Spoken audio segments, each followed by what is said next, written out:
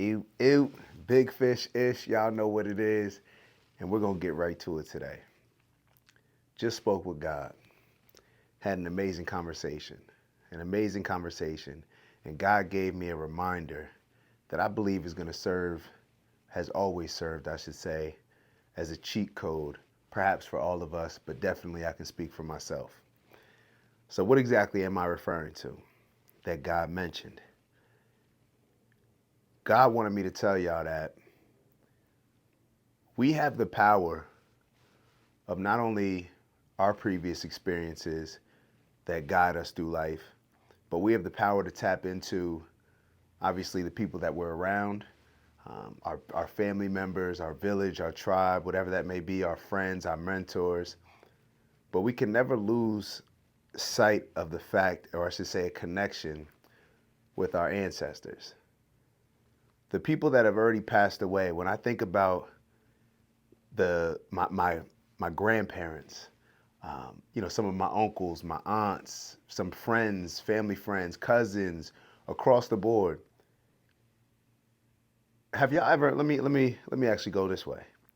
Do you remember those conversations that you used to have where you could be distraught, you could be going through something, you could really feel like you got the weight of the world on your shoulders, you got a challenge, a problem, you've reached this point to where you do not know how you're going to get beyond this point.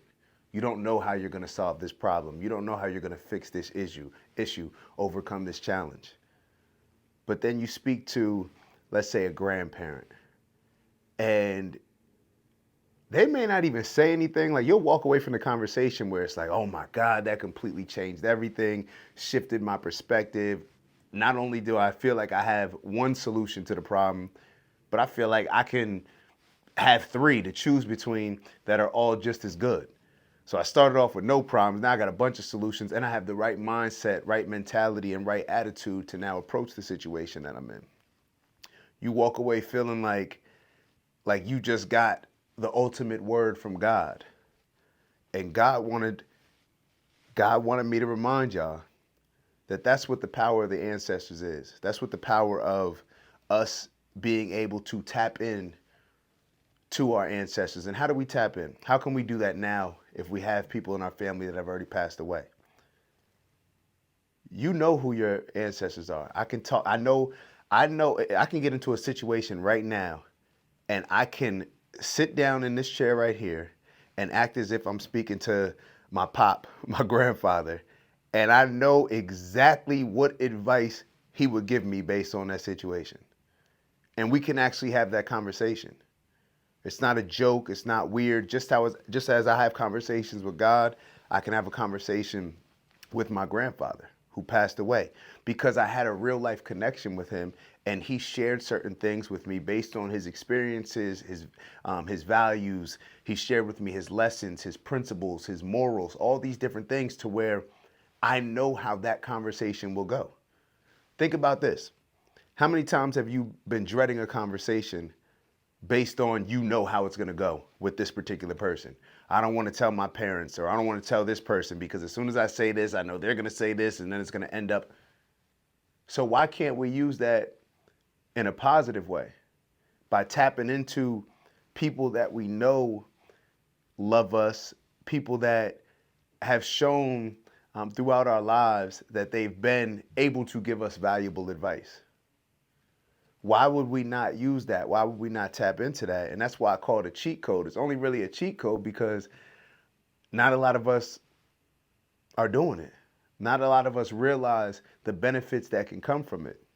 So this was just the conversation that I was having with God where, a lot of times we're asking God for certain things. We're asking God to give us clarity in certain areas.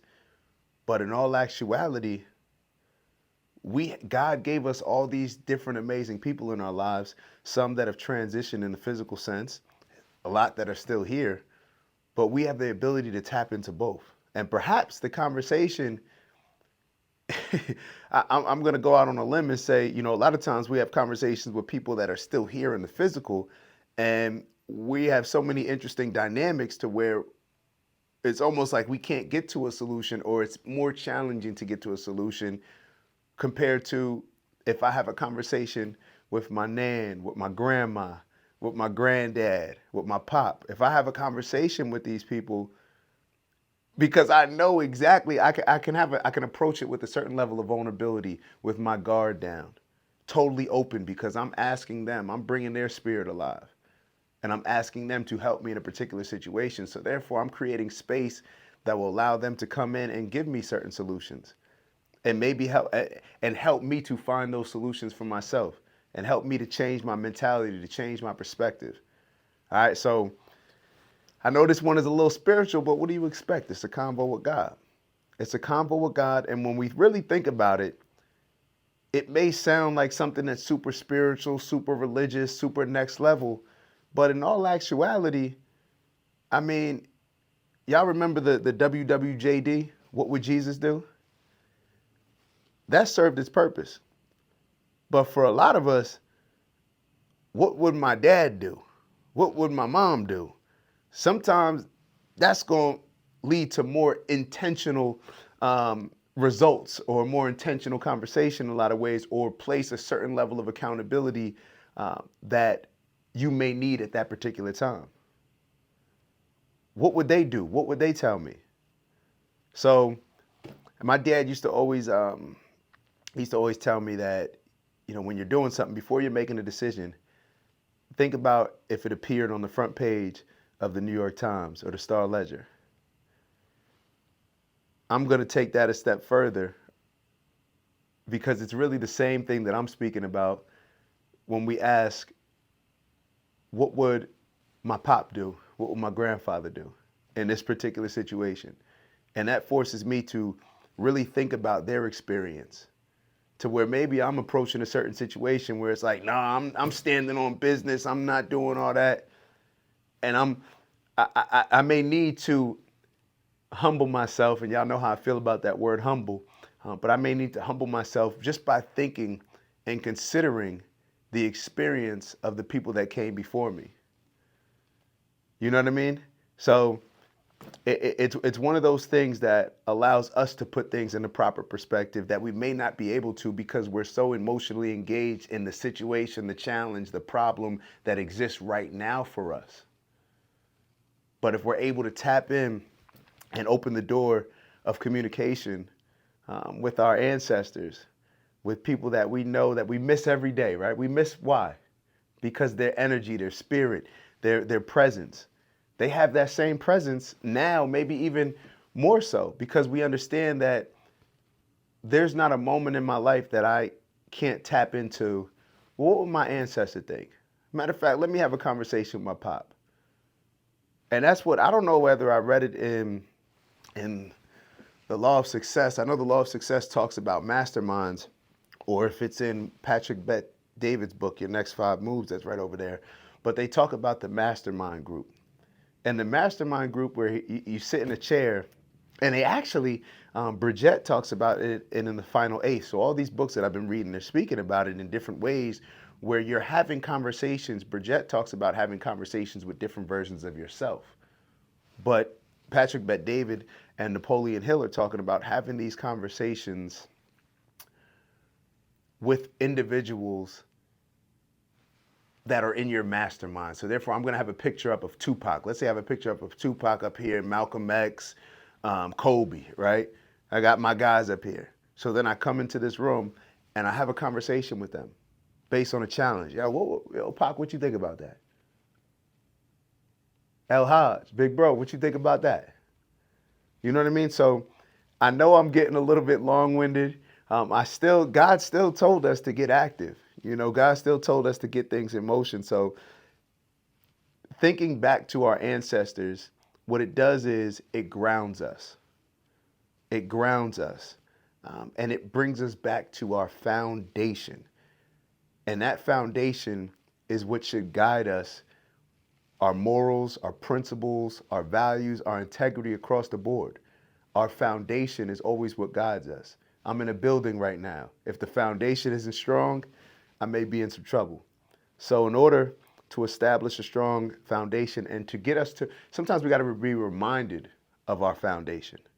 You know, a lot of times we're just thinking about where we are right now up here, but a lot of times we got to recall and appreciate and remember the foundation. So, what better way to establish a solid foundation than to knock out 10 squats? All right, so we're gonna knock out 10 squats. God said, why not? All right, so we're gonna knock out these 10 squats, and then we're gonna get on with the rest of the day. And maybe as you're going through different situations in your life, you can figure out different ways to where you can tap into the ancestors, so that way you too can have a little bit of a flashback to the foundations that you were brought up on. And you take the good. You know, you may leave some things to where it's like, nah, that ain't it. But you take the good and you move on from there. What's that, like 6? I made that action one 7.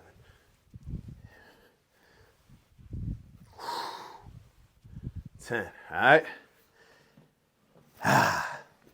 Remember, God gave us all of this, everything, every connection that we have, everything in nature, everything. God gave us this for us to use it to elevate society. So in order to elevate society, we need to be at our best. So why would we not tap into some of the most amazing people that we've had the pleasure of experiencing life with? All right? Let's tap into the power of the ancestors. And with that, I'll see y'all tomorrow. Ew.